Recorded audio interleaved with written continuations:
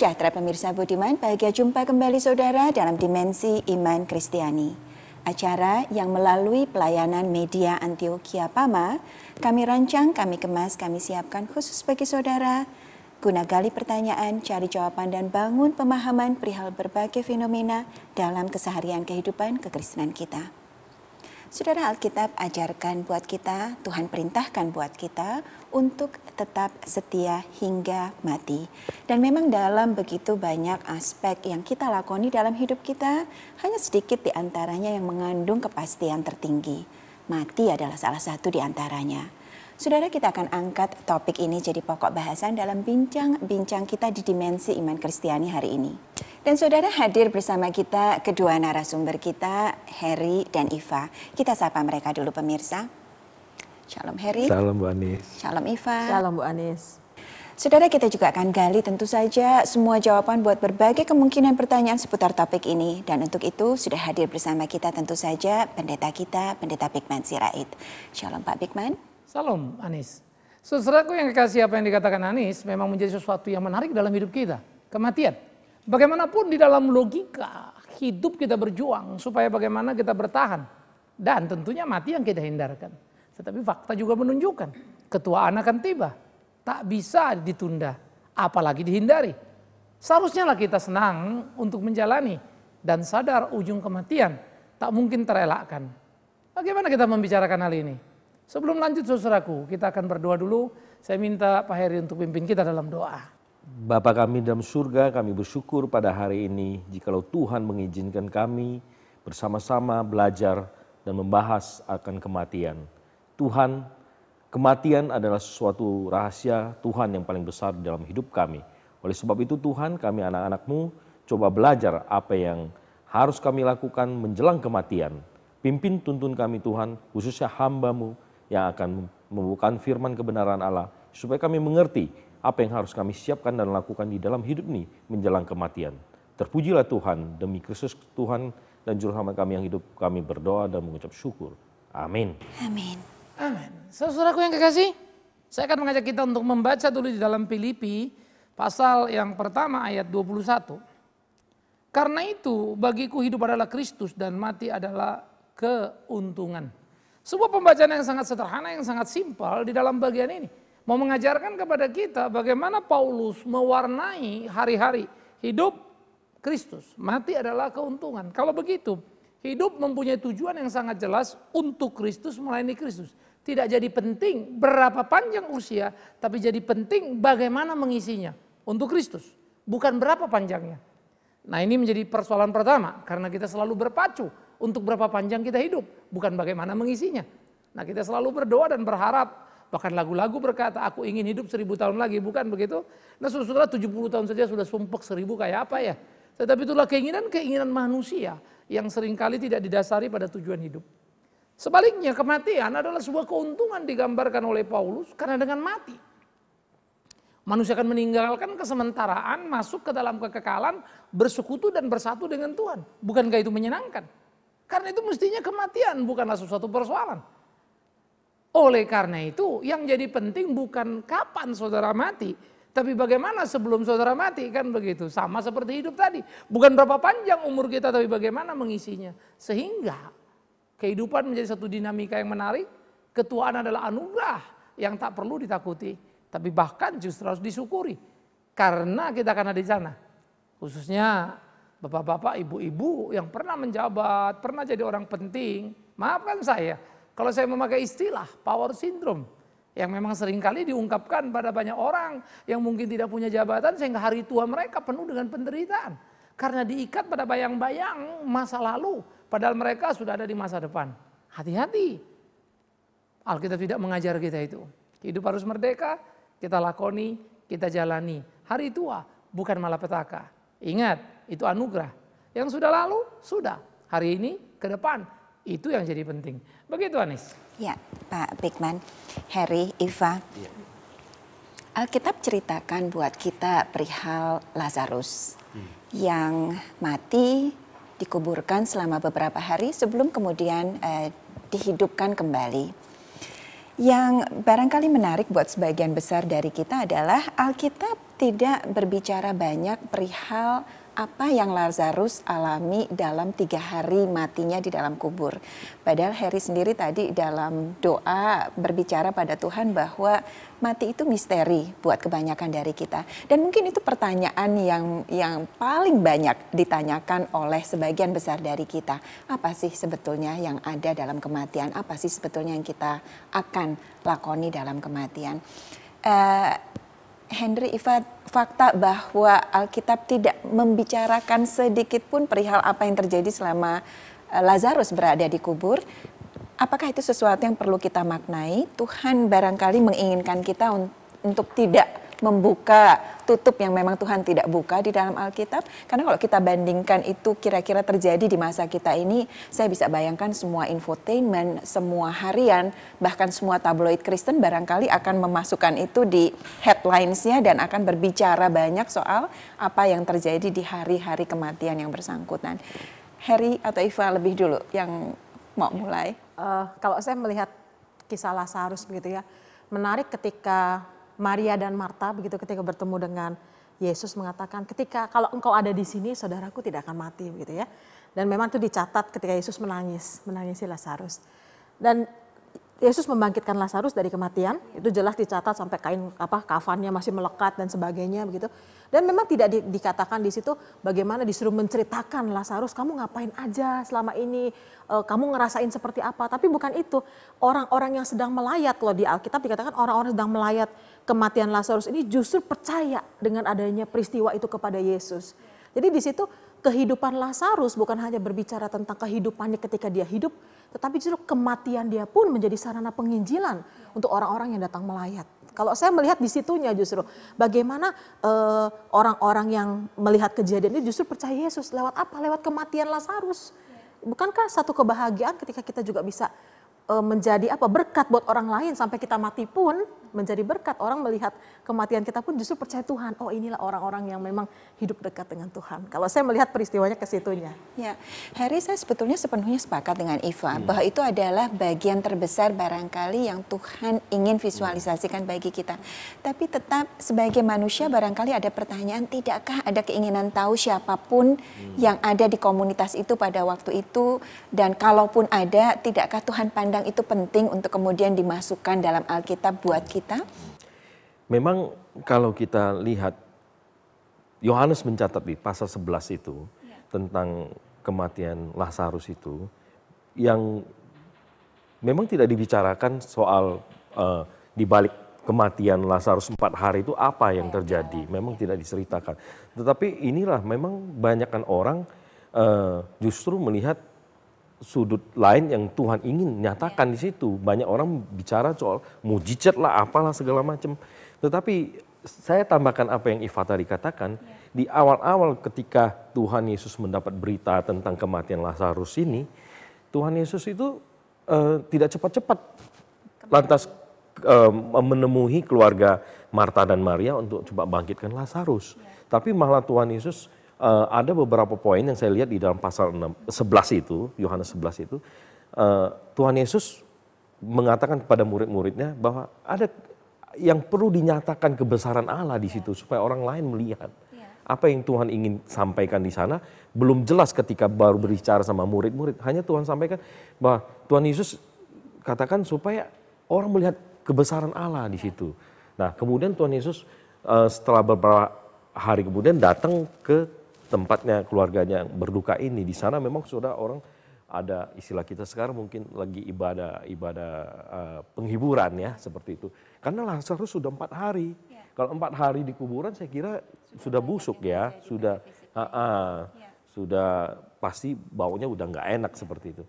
Tapi ketika kita melihat di situ dicatat lagi bahwa Tuhan Yesus selain sebelumnya mengatakan bahwa kepada murid-muridnya Lazarus tidur. Bahkan murid-murid sempat salah mengartikan arti tidur secara harafiah. Tapi terus kemudian Tuhan Yesus meluruskan bahwa sesungguhnya Lazarus mati. Dan Tuhan Yesus bukan tidak tahu. Dia sebagai Tuhan dia tahu bahwa Lazarus itu mati gitu loh. Ketemu di jalan Marta juga ada dialog di situ, ketika ketemu Maria juga ada dialog. bahwa mereka menyayangkan sesungguhnya Tuhan Yesus terlambat datang seperti itu.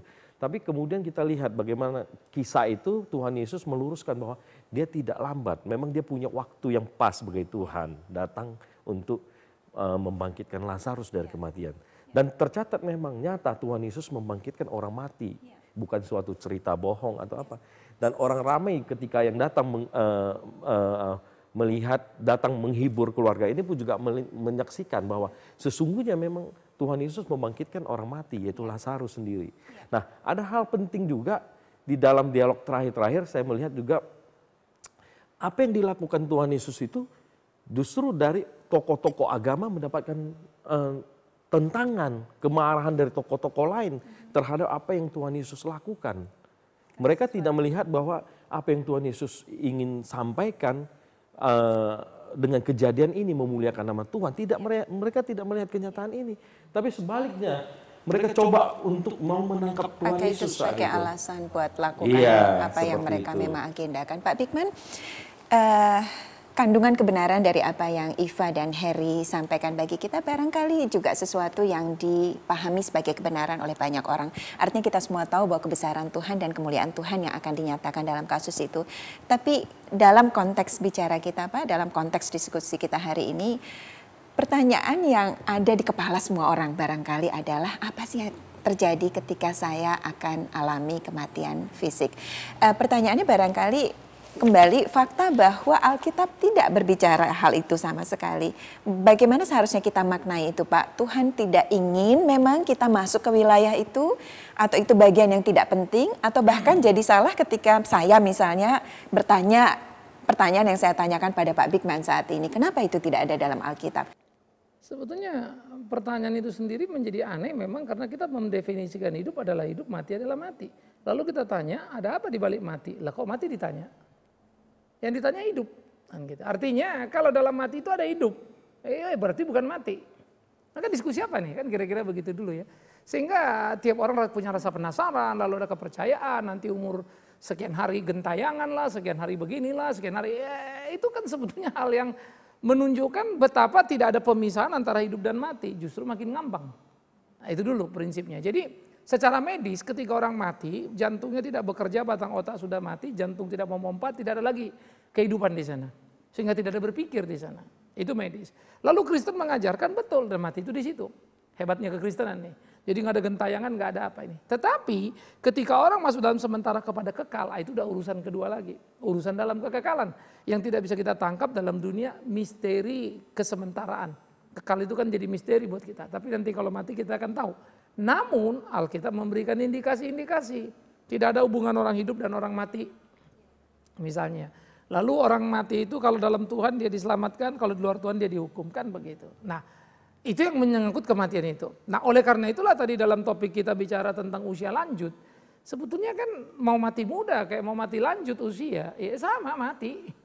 Nggak ada itu kalau muda lalu ada penasaran lalu dia gentayangan. Atau kalau tua kemudian dia pengen pulang, dia cuci piring dulu di rumah. Itu kan banyak cerita-cerita sekali. Nah tetapi ada orang bilang loh ini betul-betul terjadi. Saya percaya. Maka saya akan mengatakan satu hal. Setan itu bisa seperti malaikat terang. Dia bisa buat itu. Persoalannya Anda percaya itu apa tidak. Itu sebab saya agak bingung ketika banyak pendeta bisa lihat setan, bisa lihat apa katanya kan. Usir ini, usir itu. Saya jadi makin bingung lagi antara pendeta sama dukun bedanya itu apa. Nah mestinya kalau kita sadar Bible, Alkitab lain dong ya. Tetapi saya juga ngerti ada banyak orang memang dukun jadi pendeta. Lalu baca Alkitab tapi konsepnya ya konsep dukun juga. Mindsetnya mindset itu juga. Nah ini yang bikin kacau balau. Sehingga orang nanti mati ditanya matinya ketabrak apa gimana. Wah kalau gini matinya begini ini penasaran. Kan jenis mati pun membuat itu. Kalau matinya udah tua lihat senyum apa enggak. Mukanya kaku aman enggak senyum. Wah ini gawat nih matinya kan gitu. Kalau senyum, matinya bagus nih gitu. Nah jadi saya pikir ini yang kita mestinya hati-hati. Lanjut atau tidak lanjut usia. Di dalam kematian judulnya cuma satu, mati. Di sini. Iya. Pak Bigman, Alkitab sebut bahwa usia manusia 70 tahun saja. Di kitab Mazmur bahkan dikatakan bahwa kesulitan dan kesukaranlah yang akan menemaninya. 70 tahun itu bukan satu kali itu saja dipakai dalam Alkitab. Dalam banyak bagian Alkitab, angka 70 itu acap kali dipakai. Dalam konteks diskusi kita lagi-lagi Pak, mengenai usia tua, 70 tahun itu seharusnya kita tafsirkan sebagai 70 tahun atau ada makna yang lebih dalam di dalamnya? Angka 70 memang kalau kita lihat kronologisnya menarik. Zaman Nuh manusia tinggal 120. Walaupun Nuh berlebih dari 120, itu ada di dalam Kejadian. Lalu Musa sendiri berkata manusia tinggal 70, walau Musa sendiri ada 120. Ternyata fakta kalau kita melihat usia 70 adalah usia puncak di mana orang itu ideal sekali untuk mati, dalam tanda petik. Karena kita nggak bisa ngomong orang ideal apa nggak ideal untuk mati. Kalau merit kan bisa kita atur. Mau umur berapa merit mati kan kita nggak bisa atur. Lalu ambil pistol jedor umur 70, kan nggak bisa. Tetapi memang optimal di dalam 70 itu manusia masih mungkin melakukan banyak hal. Lebih dari itu kan memang dikatakan sudah pasti drop. Karena mulai puncak dan tinggal turunnya saja kan. Nah waktu tinggal turun ini kadang menyenangkan, kadang tidak menyenangkan. Kita melihat orang tapi nggak nginget. Mendingan saya nggak tahu lagi deh, mendingan saya nggak hidup. Kan jadi menderita nginget orang itu. Ini siapa ya, ini siapa ya. Itu kan jadi satu tugas yang melelahkan. Karena kita tahu dulu kita tahu tapi sekarang kita nggak tahu. Karena memori itu kan tetap ada sehingga jadi beban. Nah itu contohnya. Tapi orangnya masih seger. Masih lari pagi dan seterusnya. Maka kadang-kadang kalau orang sudah meninggal di usia tua begitu, orang tidak bisa terima kenyataan anak-anaknya, saya juga jadi bingung. Sejauh mana sebetulnya iman Kristen kita memahami itu. Nah, jadi 70 memang secara fisikly yang saya bilang tadi, masih bisa melakukan banyak aktiviti itu perfectnya lah itu ya, jadi bagus. Nah yang kedua, juga kalau kita ngelihat, ternyata manusia juga merekam apa pesan Tuhan. Pensiun itu kan usia 55 ya, yang konvensional. Tetapi sekarang kemudian 60 lalu coba digugat 62 sampai ke 65. Kenapa? Karena ekonomi. Bukan ideal lagi. Supaya nanti orang-orang ini jangan cepat-cepat pensiun. Karena uang pensiun nanti kalau 55 ke 65 misalnya grade 10 tahun. Jadi government gak usah keluarin uang pensiun dalam 10 tahun. Tetapi muncul persoalan. Kalau ini sampai 65 baru pensiun, yang muda-muda ini gak bakal kerja semua itu. Nah jadi sebetulnya manusia coba melawan harkat hidup yang tidak bisa dihindari. Tetapi membereskan satu masalah menimbulkan masalah yang lain. Artinya usia you gak bisa main-main. Dan saya pikir hanya orang bodoh seperti orang ngotot pensiun diperpanjang. Menurut saya lucu sekali. Pertama keserakahan. Kedua kenapa you gak pikirin generasi berikut. Ketiga kenapa you gak bisa nikmati hidup untuk berhenti lalu berkegiatan sosial. Namanya juga sudah tua. Supaya deket-deket mati ya buat pikirin kan begitu ya. Makanya orang bilang kalau udah pensiun sosial lah mikirin Tuhan. Jadi gini Pak Bigman. Kita tahu kematian itu kan kita tidak tahu kapan kematian itu, dan itu suatu rahasia Tuhan. Tapi yang paling penting bagaimana kita menjelang kematian atau dalam masa hidup kita, apa sesuatu yang kita lakukan. Nah, bagi kita orang beriman, kita percaya setelah kehidupan di masa kini, ada kehidupan lain di masa akan datang. Tentu ada sesuatu yang menarik di sana. Ya, yang menarik itu yang orang sampai sekarang kan manusia nggak pernah mengerti. Sehingga mungkin ya itu yang membuat orang kepingin hidup lebih lama lagi. Kalau boleh aku nggak 70 tahun nih. Sebetulnya begini, kalau mau dibicarakan jujur, hidup ini enak apa nggak enak? Banyak kan mana sih? Kalau kita mau duduk diem nih, sirkulasi hidup kita ini aneh sekali nih. Kita kerja, cari uang kan, supaya hidup kita terjamin. Tapi supaya terjamin carinya uang banyak kan. Karena uang banyak kita kerja banyak dong, kerja keras dong. Gara-gara kerja keras sakit kan ya. Sakit pakai apa berarti ngobatinnya? Uang yang kita cari kan. Jadi kita cari uang untuk kita habisi, kira-kira begitu ya. Lalu kita beli vitamin, beli apa lagi segala macam. Lucu sekali ini. Sekarang gaya hidup kita, misalnya kita naik jalan kaki, hidup kan ya. Oke, lalu naik sepeda katanya supaya lebih enak. Padahal dengan naik sepeda kosnya lebih tinggi. Terpaksa cari duit lebih banyak lagi untuk melihara sepeda. Naik mobil terus berubah semuanya. Hanya kita diuber-uber oleh expense yang kita bikin. Karena gaya hidup kita yang berubah. Sebetulnya apa enaknya hidup itu? Hanya saja dalam ketidaktahuan kita. Sehingga kita pengen hidup panjang karena masih penasaran apa lagi. Padahal nanti dari pengalaman itu sudah susah. Nah surga mau cerita apa kita? Cuman satu kata di sana. Kekekalan yang luar biasa, kebahagiaan yang hebat. Tapi kan itu nggak bisa kita ceritakan kebahagiaan yang hebat. Kenapa? Karena manusia belum punya experience.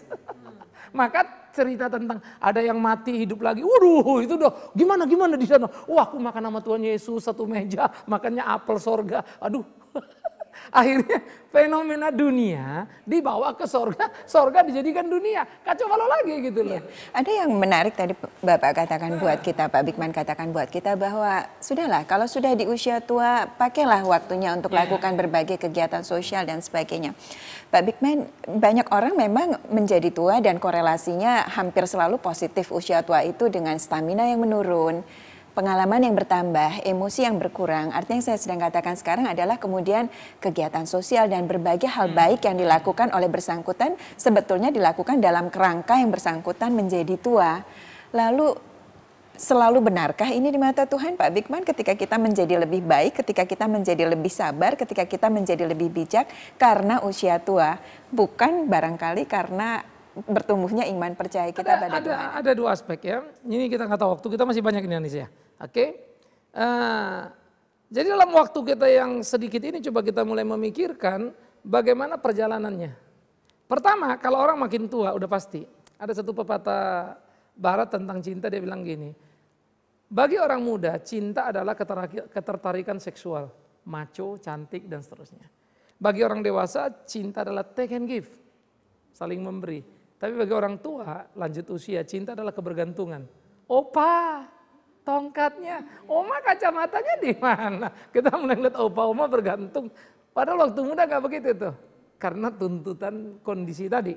Nah, jadi karena usia orang makin matang. Kebangetan kalau nggak matang. Lalu diparalel satu lagi iman. Pemahaman akan kebenaran. Kalau ini nggak tumbuh cuma kematangan sosiologinya, tapi spiritualnya nggak, kelewatan sekali.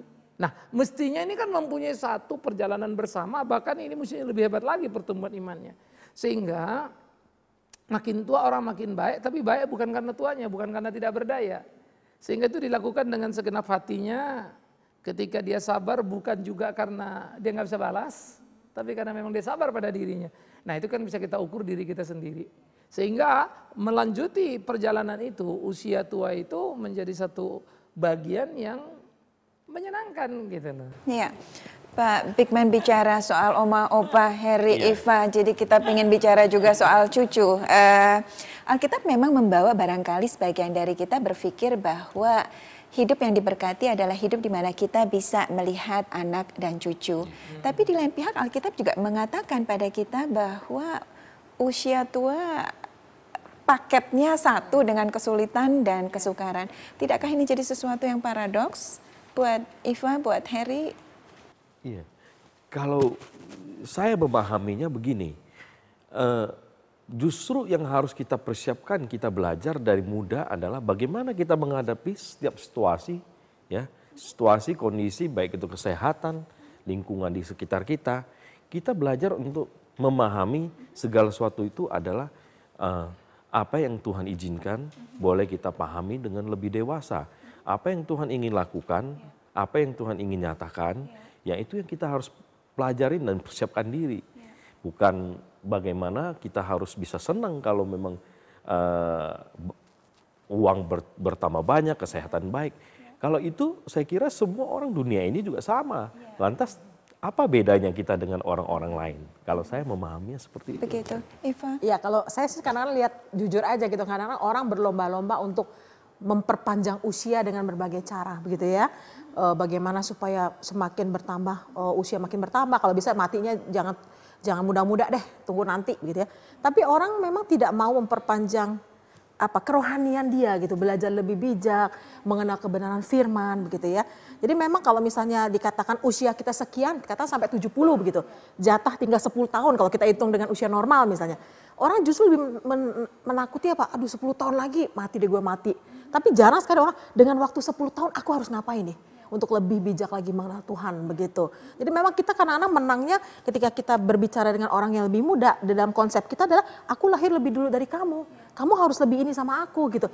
Jarang sekali kita melihat bahwa aku harus lebih bijaksana dalam hidup kepada takut akan Tuhan gitu.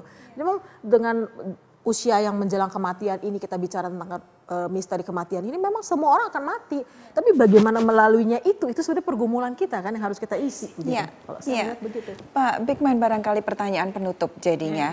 Kurang diberkatikah Pak ketika seseorang tidak mencapai usia tua atau lebih diberkatikah? Saya nggak tahu, jawabannya mah gampang aja, pikir sendiri aja. Yesus mati muda. Sebelum Yesus, Yakobus mati muda. Ya, jadi Yakobus adiknya Yohanes mati muda.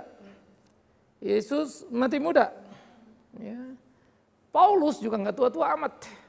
Dan para murid-murid juga begitu. Yang paling tua cuma satu, Yohanes. Mungkin mencapai 90-an dan itu pun dibuang di Patmos. Ya. Jadi kalau kita mau berbicara usia 70, para nabi rasul itu dikit yang nyampe. Rata-rata mereka digergaji dulu, diapain dulu ya. Jadi kalau kita bilang umur panjang diberkati, saya suka mengatakan begini, bisa iya. Karena Tuhan maut suruh dia mengajar lebih banyak. Yang kedua opportunity, bisa iya. Karena Tuhan masih mau kasih dia waktu untuk berbuat lebih baik lagi. Yang ketiga hukuman sebetulnya. Biarin dia makin susah dulu, kasih umurnya panjang. Jadi hidupnya nggak mati-mati, tapi susahnya setengah mati. Wah itu paling nggak enak. Maka kalau saya selalu orang bilang, kalau mau berdoa jangan selalu minta umur panjang lebih dulu lah. Tuhan berapapun umur yang kau beri padaku, ajar aku memakainya sesuai kehendakmu. Terserah dia lah, mau berapa umur itu kan gitu. Ternyata berbicara hal yang paling mendasar saja dalam kehidupan, yaitu kematian, begitu banyak yang masih harus kita pelajari. Saudara selalu saja enggan berpisah dengan saudara dan selalu saja waktu yang batasi kebersamaan kita. Dan saudara, kita dengar tadi Pak Bigman katakan pada kita dan kita perbincangkan bahwa tidak ada usia tua dalam hal kita mencari, memahami, mengenal dan membangun kedekatan dengan Tuhan.